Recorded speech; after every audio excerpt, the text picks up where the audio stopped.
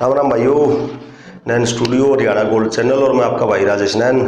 और भाइयों, आज कोशिश करेंगे श्रद्धांजलि देने की शहीद कवि महान स्वतंत्रता सेनानी फौजी मेहर सिंह जी को। दोस्तों, आज 15 फरवरी है और जन्म दिवस मनाया जा रहा है गांव बरोना में शहीद कवि फौजी मेहर सिंह जी का। दोस्तों, बात करें फौजी मेहर सिंह जी की तो एक गरीब किसान परिवार में जन्म हुआ था इनका। पिता का नाम नंदराम और माता का नाम भरतो। गांव बरोना है सोनीपत में, वहाँ पर इन्होंने जन्म लिया और रागनियों में विशेष रुचि थी बचपन से। रागनिया के इतने शौकीन थे, बतावे खेत का काम छोड़कर रागनी गाने लग जाया करते।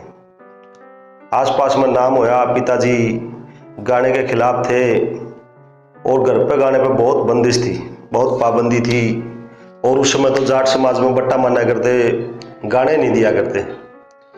ये क्या करते पे गाना तो डूमों का काम है। और उस वक्त तक था भी मरासी ही गाया करते ज़्यादातर। बाद में कुछ ब्राह्मण कवि और कलाकार सांगी आए, जैसे पंडित लक्ष्मीचंद जी और उस दौर में बाजे भगत जी। कुल मिला के ये पेशा समाज से दरकिनार ही था। देखा सब करते, सुना सब करते, लेकिन सम्मान इतना नहीं था इस पेशे का, गाने का। उस दौर में एक ऐसे कलाकार उभर के आए, फौजी मेहर सिंह जी। मेहर सिंह जी की ये देन थी जो गांव गांव में मंडलियां मड़की गाने की। युवा नौजवान गांव के गढ़वा लेके, और गढ़वे का चलन भी उस टाइम में बढ़ा था दोस्तों। यही वो दौर था जब गढ़वे पर रागनी गाई जाती और कोई साजबाज तो होता नहीं था, बड़ा सस्ता साज था। वो गढ़वे के ऊपर टीप बांधी और बजा लिया तो बड़े ख्यात हो गए थे उस टाइम में। मेहर सिंह जी बड़ी प्रसिद्धि हो गई आसपास के गांव में। और ये बताओ कि गाने में रुचि के चलते ही शायद कम उम्र में उनकी शादी कर दी गई, यानी कि जल्दी कर दी गई। और भाइयों, वो गाने ना गाने का जो दबाव था उनके ऊपर, उसी के चलते वो जाके फौज में भी भर्ती हो गए, जाट रेजिमेंट में। उनकी नामांकन की जो साल है एनरोलमेंट की 1936 बताई गई है। और उसके बाद वो फौज छोड़ के 1941 में INA आज़ाद हिंद फौज में चले गए। उस समय गठन चल रहा था फौज का। बता रहे कि हर जगह से युवा भर्ती हो रहे थे और विशेष योगदान मेहर सिंह जी का कहेंगे उसमें, आज़ाद हिंद फौज के गठन में 1941 में। और वहाँ जाने के बाद जब सारी बंदिश खत्म हो गई, परिवार का दबाव भी खत्म हो गया, पिता की मार का डर खत्म हो गया, तो बताते हैं कि बहुत रागनियाँ, बहुत किस्से फौजी मेहर सिंह जी ने वहाँ पे लिखे और गाए। कुल 20 रुपये महीना तनख्वाह थी उस दौर में, और मनी ऑर्डर भी भेजा करते और छुट्टी भी आया करते। लेकिन दोस्तों, इतना कुछ लिखा और गाया, लेकिन वो संभाला नहीं गया। कुछ मिला कुछ खो गया, क्योंकि जो हमारा हरियाणा का समाज है ना, वो कलाकारों और साहित्य के प्रति बड़ा उदासीन है। हम इनको अपनी धरोहर नहीं मान पाए, ना इनको सम्मान दे पाए। बाकी राज्यों की बात करें या दूसरे समुदाय वर्ग की बात करें, अपने पंजाब को ले लो, दक्षिण भारत को ले लो, देखो साउथ में रजनीकांत कितने मशहूर हैं। क्योंकि वहाँ के लोग सम्मान करते हैं कला का। आप कहीं भी चले जाओ, राजस्थान में लोक कलाओं का बहुत सम्मान है, लेकिन अब हरियाणा में इनका सम्मान इतना नहीं है। उनके बाद डूम वाला काम है, सांग भी बट्टा मारना है, सुन के भी कुछ नहीं। रागनी डीजे बजाओ गाड़ा हो जाओ, लेकिन रागनिया का नाम सुनते नोबलाइज ने क्यों है। और यही हुआ मेहर सिंह जी के साथ। वो फौज में शहीद हो गए और उनकी रचनाएं बिखर गई। जितनी भी लोगों ने सुनी प्रचलित थी दोस्तों, ये चीज़ें संभाल कर रखे हैं। बाकी सांगी थे, उनकी प्रणाली थी, उनके शिष्य थे, उनका तो प्रचार हुआ, लेकिन मेहर सिंह जी का नहीं हो पाया, क्योंकि शिष्य भी बहुत कम थे उनके। पेशेवर तो वो गाने में थे नहीं, इसलिए प्रणाली भी बहुत छोटी थी। उनके शिष्यों में बात करें तो मुख्य रूप से सरदार सिंह सबोली वाले, वो भी स्वर्गवासी हो गए भी कुछ दिन पहले। कृष्ण चंद सुसाना के नादान, उन्होंने भी उनका नाम लिया और रागनियाँ बहुत लिखी, और बिल्कुल एक ही शैली थी इनके शिष्यों की भी, वैसी रागनियाँ। बाद में बताऊँ दोस्तों, 1993 में नवभारत टाइम का कोई पत्रकार गाँव में आया था। उस समय वो मेहर सिंह जी की धर्मपत्नी माता जी स्वर्गवासी हो चुकी है, प्रेम कौर जी से मिले और वहाँ से उनसे जानकारी लेकर एक लेख प्रकाशित किया था नवभारत टाइम में, कलम के सिपाही फौजी मेहर सिंह जी। और पहली बार उनके बारे में लिखा गया था अखबार में या कहीं उनकी चर्चा हुई थी।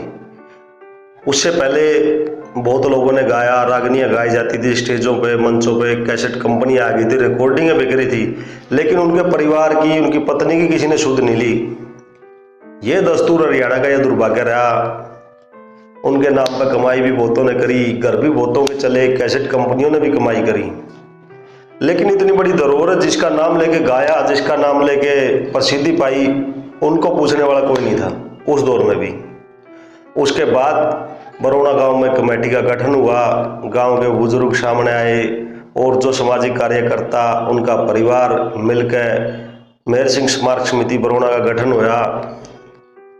फिर उनके रिकॉर्ड देखे गए और भाइयों बड़ा दुर्भाग्य कहेंगे कि बहुत देर हो चुकी थी।